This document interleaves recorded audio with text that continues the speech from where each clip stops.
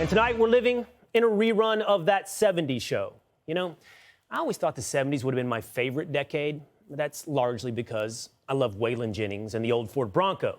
It's not because I wanted to return to the failures of Jimmy Carter. But Joe Biden seems intent on dragging us back to high gas prices, labor shortages, empty shelves, and inflation.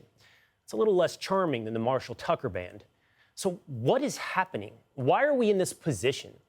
Most recently and most obviously, our supply chain is broken. But that's a boring way of saying we can't get stuff. Our AirPods are floating on a barge outside of Long Beach.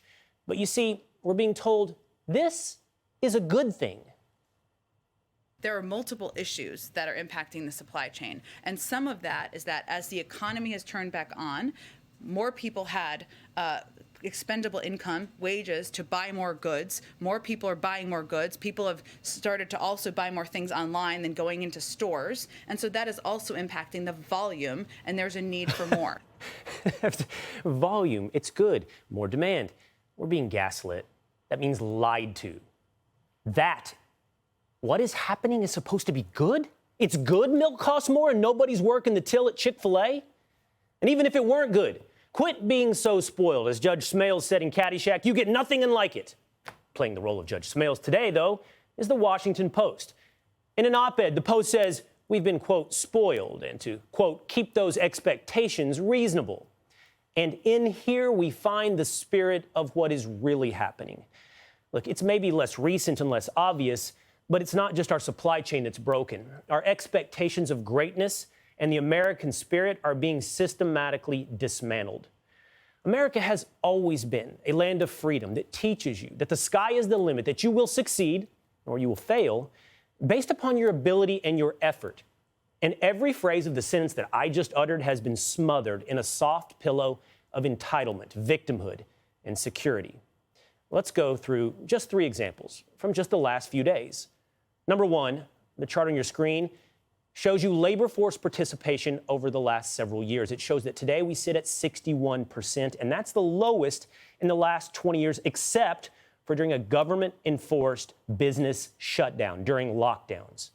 A nation of wildcatters and entrepreneurs is sitting at home playing Call of Duty sustained by an IV drip of trillions in government spending.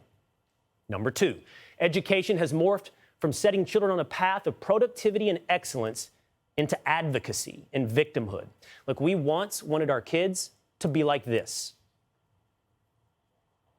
That man. Now we want our kids to be like this. That man. That man, that child's best hope, best case scenario, is mediocrity.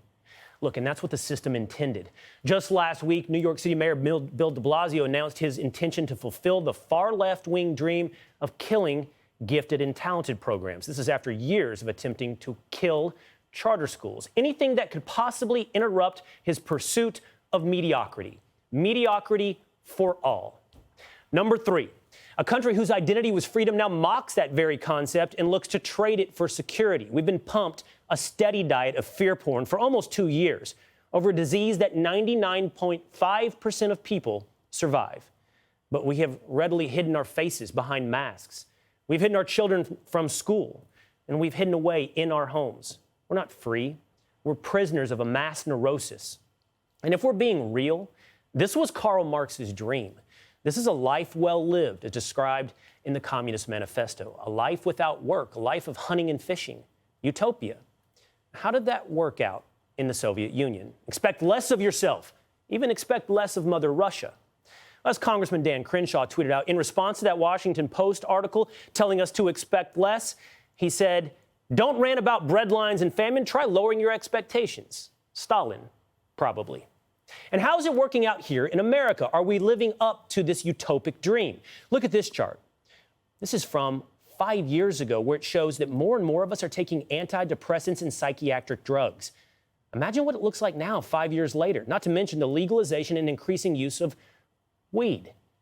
Now look at this. More and more of us are dying of drug overdoses, up 30% in just 1 year alone. We're medicated. We're dying of drug overdoses. And wait till the stats come in on suicide.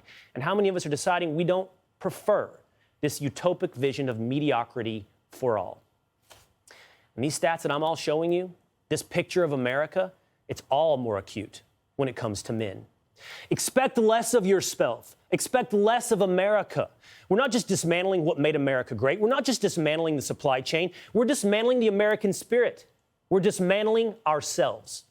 Joining me now is the host of Fearless. Hey, Sean Hannity here. Hey, click here to subscribe to Fox News YouTube page and catch our hottest interviews and most compelling analysis. You will not get it anywhere else.